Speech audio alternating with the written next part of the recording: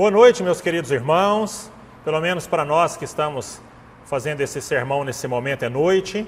E nós esperamos que você, meu querido irmão, aquele que está me ouvindo e me assistindo nesse momento, você possa estar guardado pelo Senhor, confiante, entendendo que Deus há de nos guardar em toda e qualquer situação e Ele está no controle de tudo. Hoje nós vamos estudar ou trabalhar o texto de Atos, capítulo 18, versos 1 ao 11, que diz assim: Depois disso, Paulo saiu de Atenas, foi para Corinto. Ali encontrou um judeu chamado Áquila, natural do Ponto, que havia chegado recentemente da Itália com Priscila, sua mulher, pois Cláudio havia ordenado que todos os judeus saíssem de Roma. Paulo foi vê-los, e uma vez que tinham a mesma profissão, ficou morando e trabalhando com eles, pois eram fabricantes de tendas. Todos os sábados ele debatia na sinagoga e convencia judeus e gregos. Depois que Silas e Timóteo chegaram da Macedônia, Paulo se dedicou exclusivamente à pregação, testemunhando aos judeus que Jesus era o Cristo. Opondo-se a eles e lançando maldições, Paulo sacudiu a roupa e lhes disse: Caia sobre a cabeça de vocês o seu próprio sangue. Estou livre da minha responsabilidade. De agora em diante irei para os gentios. Então Paulo saiu da sinagoga e foi para a casa de Tício, justo, que era temente a Deus e que morava ao lado da sinagoga. Crispo, chefe da sinagoga, creu no Senhor, ele e toda a sua casa. E os coríntios que o ouviam, muitos criam e eram batizados. Certa noite o Senhor falou a Paulo em visão: Não tenha medo, continue falando e não fique calado, pois estou com você e ninguém vai lhe fazer mal ou feri-lo, porque tenho muita gente nessa cidade. Assim Paulo ficou durante 1 ano e meio ensinando-lhes a palavra de Deus. Até esse momento é o texto que nós usaremos para o estudo desse momento especial. Queridos irmãos, Paulo ele sai de Atenas e aqui ele chega na cidade de Corinto. A cidade de Corinto nessa época era uma cidade, assim como é hoje também ainda, mas era uma cidade muito especial. Ela era marcada, por exemplo, pelos Jogos Istímicos, um nome bem diferente inclusive, que era uma espécie de Jogos Olímpicos, que esses ocorriam em outro lugar, mas em Corinto havia também alguns jogos muito importantes, que eram realizados exatamente a cada 2 anos. Esses jogos, eles tinham provas de atletismo, de cavalo, corridas a cavalo, competições entre animais, teatro. Então havia uma grande competição. A cada 2 anos esses jogos ocorriam ali na cidade de Corinto. A cidade de Corinto, além de uma cidade muito importante para os jogos, para o atletismo, para o esporte de forma geral, ela era também uma cidade marcada por uma religiosidade efervescente. Aí você está vendo nesse momento um templo, ou pelo menos as ruínas do templo, que era o templo dedicado a Apolo. Esse é um templo importante, mas a religiosidade da cidade de Corinto, ela não ficava restrita apenas a esse culto. Você tinha o culto a Artemis, que era a mesma Diana dos Efésios, que depois desse episódio Paulo vai para Éfeso passar um tempo lá. E era muito próximo, Corinto era muito próximo de Atenas, e ela sofria toda essa influência grega, e havia provavelmente também centenas, ou quem sabe até milhares de divindades ou semidivindades que eram cultuadas pelos coríntios naquela época. Numa leitura do livro de Coríntios, das 2 cartas de Paulo aos Coríntios, você reconhece ali Paulo, por exemplo, falando de prostitutas que eram usadas para cultuar o Deus daquele povo. Então era uma cidade que, além de jogos olímpicos, podemos dizer assim, você também tem aqui essa religiosidade muito grande, e sempre foi uma cidade importante. A cidade de Corinto, como você pode ver aí na imagem, ela é hoje uma cidade importante, bem próxima da cidade dos tempos de Paulo. Hoje ela tem um canal importante que liga o Golfo de Corinto ao Mar Egeu, e essa sim é a cidade hoje. O que é importante nós nos lembrarmos sempre é que Corinto era uma cidade importante. Se ela era uma cidade importante, penso que Paulo ele age da seguinte maneira: é para lá que eu vou. Centro portuário importante até hoje, como já disse, né? Hoje tem o canal que liga uma extremidade à outra. Uma religiosidade efervescente da época, como também já disse. Grande quantidade de trabalhadores do mundo inteiro, inclusive uma grande quantidade de escravos que chegava naquele lugar. E isso trazia culturas, trazia divindades, trazia prostituição, trazia todos os tipos de vícios de todos os lugares do planeta. E essa cidade, ela ficava próxima da cidade de Atenas, que foi o destino de Paulo, né, no nosso último estudo. E a cidade de Corinto ela foi destruída e ela foi reconstruída também. Você tem exatamente esse parecer da cidade de Corinto. Para vocês terem uma ideia, meus queridos irmãos, sobre o que significava a cultura, o estilo de vida, o modo de viver dos coríntios, que quando alguém dizia o seguinte: eu vou corintizar, esse seria um termo traduzido para o português, significava que aquela pessoa iria viver de forma sem nenhum tipo de escrúpulo. Corintizar, esse era um tema utilizado para aquela hora, para aquele momento, para aquela cidade. Queridos, a pergunta de hoje é a mesma pergunta dos estudos anteriores. O que é essa passagem de Paulo na cidade de Corinto? O que é essa passagem de Paulo ali? O que ela nos ensina? Paulo não passou rapidamente por Corinto. Paulo ficou 18 meses em Corinto. 1 ano e meio foi o tempo que Paulo passou ali. E esse período, o que ele nos ensina? O que é essa passagem de Paulo por essa cidade? O que ela nos traz para o século 21, para os nossos dias? E é exatamente em busca da resposta para essa pergunta, o que é que a passagem de Paulo por Corinto nos ensina, é que nós vamos pensar e refletir um pouco a partir desse momento. O primeiro ensinamento que esse texto nos traz é que sem companheiros, sem amigos, o mundo, ele de fato é muito ruim. Paulo, ele sai de Atenas, ele tinha saído antes de uma outra cidade, e ele foi para Atenas porque ele estava sendo perseguido. Paulo estava sendo perseguido, ele sai para esperar pelos seus amigos em Atenas. Por algum motivo, ele deixa Atenas sem se encontrar com seus amigos e vai para Corinto. Ou seja, meu querido irmão, meu querido amigo, ouvinte, Paulo estava sozinho nessa cidade. Uma cidade grande para a sua época, movimentada, perigosa para a sua época, e Paulo ali sozinho. E o texto fala que, de forma muito rápida, ele encontra um amigo, ou melhor, ele encontra um casal de amigos. Ele vai se encontrar na cidade de Corinto com o Áquila. O Áquila é a águia, é assim a tradução do nome, nascido no Ponto, depois morou em Roma, de Roma ele foi expulso, porque os judeus foram expulsos de lá.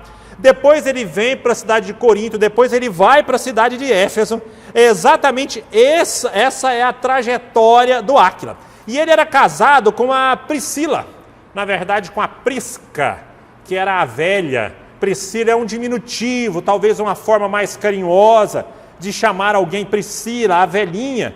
E ele era casado, o Áquila casado com Priscila. Em alguns textos da Bíblia, a Priscila ela é apresentada com o seu nome antes do nome do Áquila. Alguns vão dizer, talvez fosse a Priscila a líder, ela que tomasse conta ali do trabalho naquela região. Não sei, não posso ter essa definição, porém é importante saber que muitas vezes o nome de Priscila vem antes. Em Romanos capítulo 16, verso 3 ao 5, o apóstolo Paulo, encerrando a sua carta aos Romanos, ele manda uma mensagem importante para esse casal. Ele diz assim: saúdem Priscila e Áquila, meus colaboradores em Cristo Jesus, arriscaram a vida por mim, sou grato a eles, não apenas eu, mas todas as igrejas dos gentios. Saúdem também a igreja que se reúne na casa deles. Amigos, Paulo ali na cidade de Corinto, ele faz amigos. O quanto é importante a percepção de que o evangelho é vivido com amigos, com pessoas.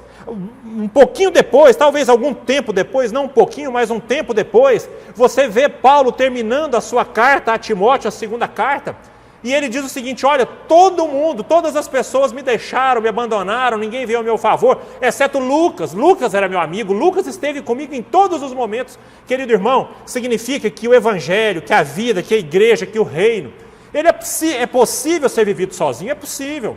Há cristãos em alguns lugares do planeta que ele não tem o privilégio de uma comunhão tão extensa quanto a que nós temos. Mas ele vive e é crente, é cristão, mas imagino que a vida dele seja muito mais difícil do que a nossa.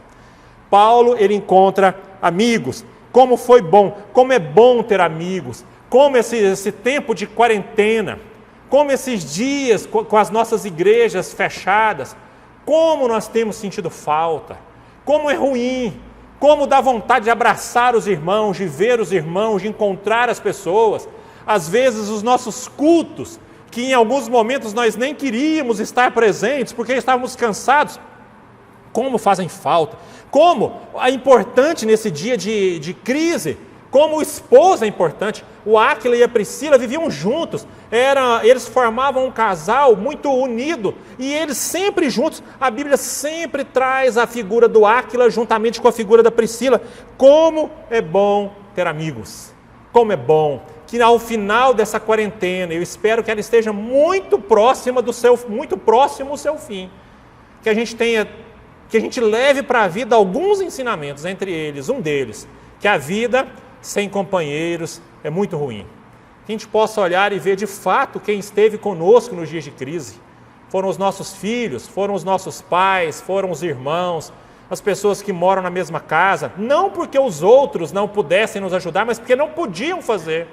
E nós entendemos o quanto é bom ter família, o quanto os irmãos fazem falta, o quanto as pessoas fazem falta. Esse é o primeiro ensinamento desse texto que nós acabamos de ler. Segundo ensino é que o Evangelho é bom demais para ser desprezado, é bom demais, é preciosidade demais para ser jogada fora, é preciosidade demais para que ele pudesse ser negociado, para que ele pudesse ser barateado. O texto diz o seguinte, que Paulo, sim, ele encontra agora, a partir desse momento, Silas e Timóteo, eles se encontraram agora com Paulo.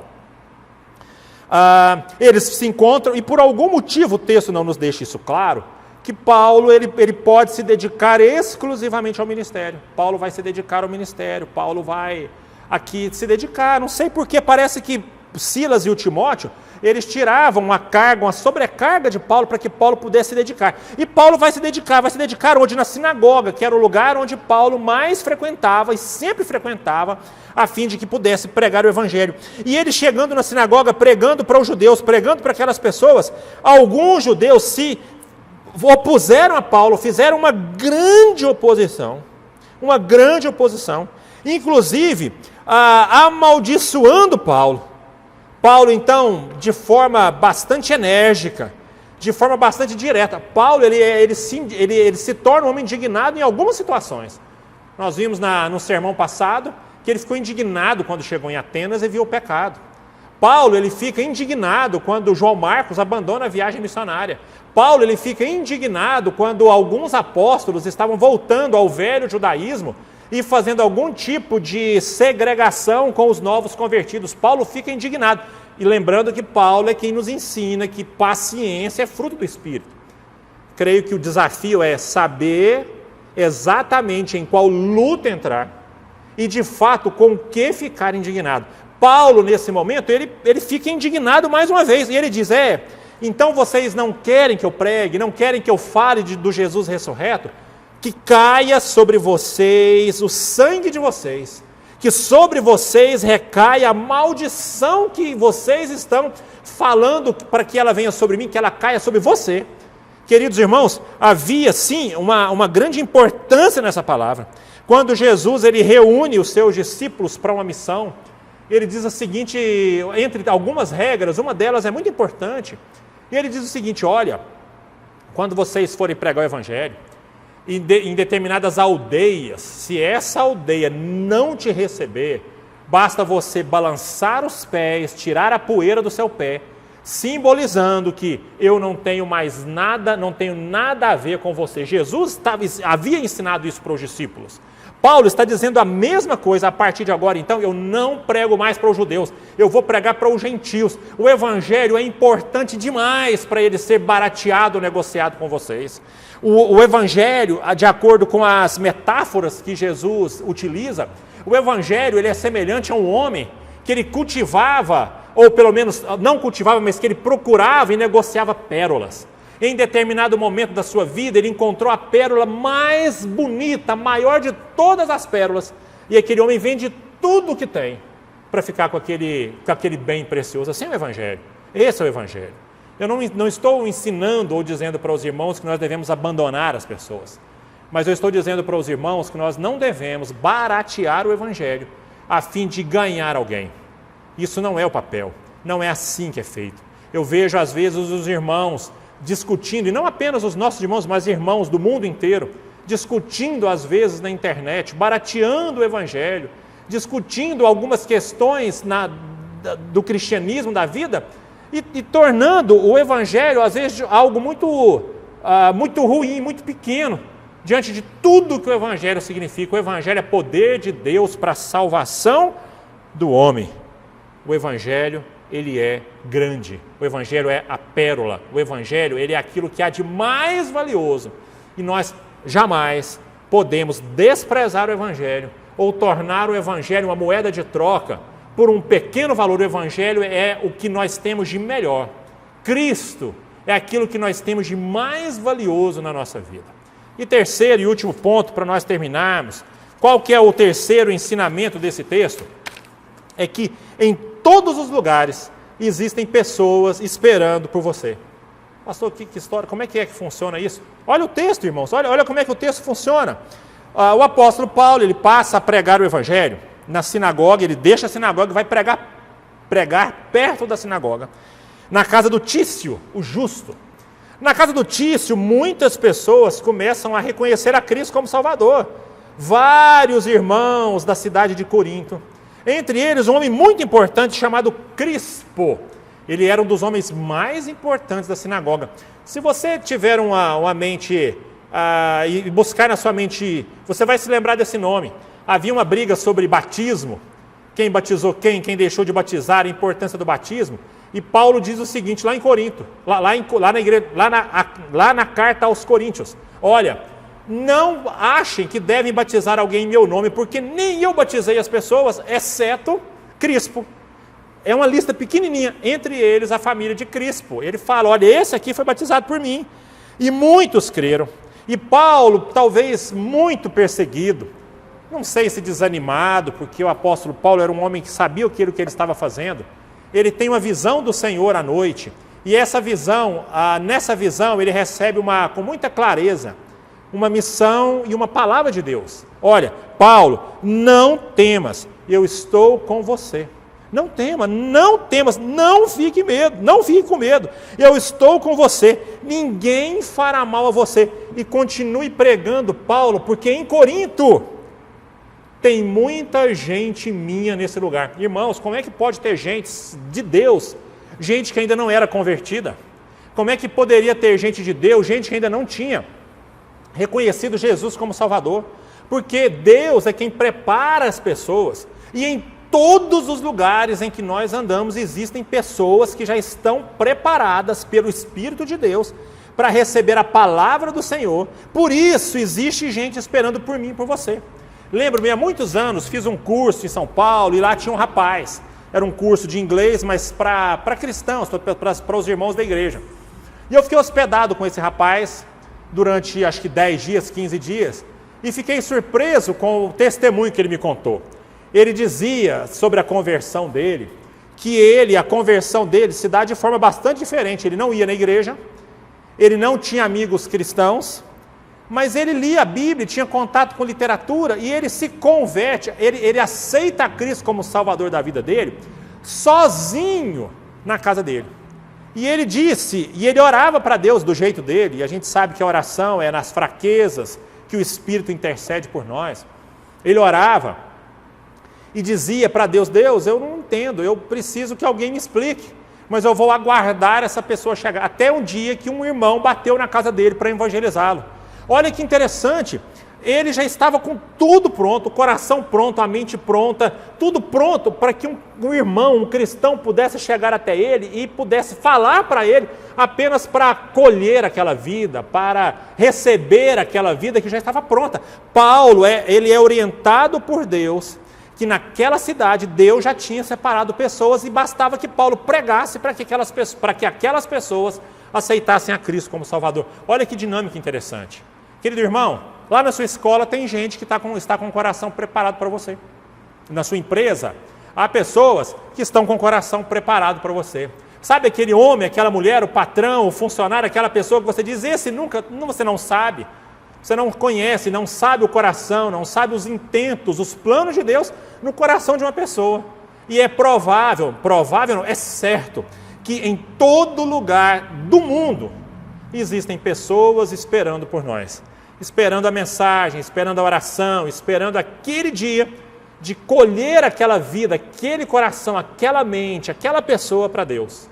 Em todos os lugares existem pessoas esperando por nós. Querido, terminamos o nosso estudo e a gente fecha apenas com o resumo do que nós pregamos aqui nesse momento. Primeiro, a vida ela é boa quando tem gente do nosso lado. Valorize as pessoas que estão do nosso lado. Como esse tempo de isolamento nos trará ensinamentos profundos e importantes. Como? Valoriza o seu irmão, valoriza a sua igreja, valoriza a sua família, sua esposa, seu esposo, seus filhos, seu pai, sua mãe.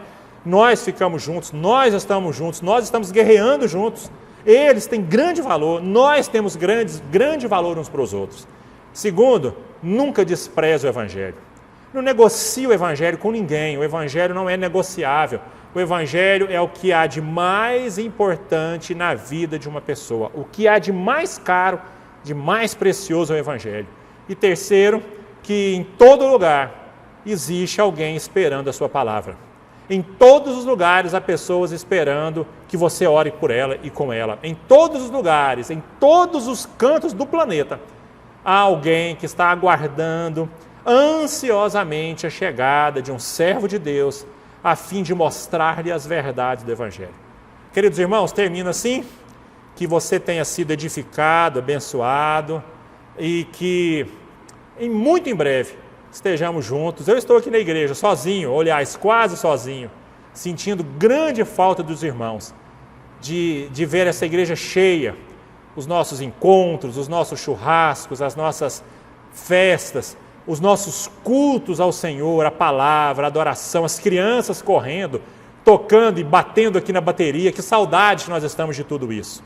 Eu espero que nos próximos dias a gente possa voltar àquilo que não mais ao normal, diferentes, mas que a gente volte àquela rotina que a gente ama tanto. Deus abençoe cada um de vocês. Amém.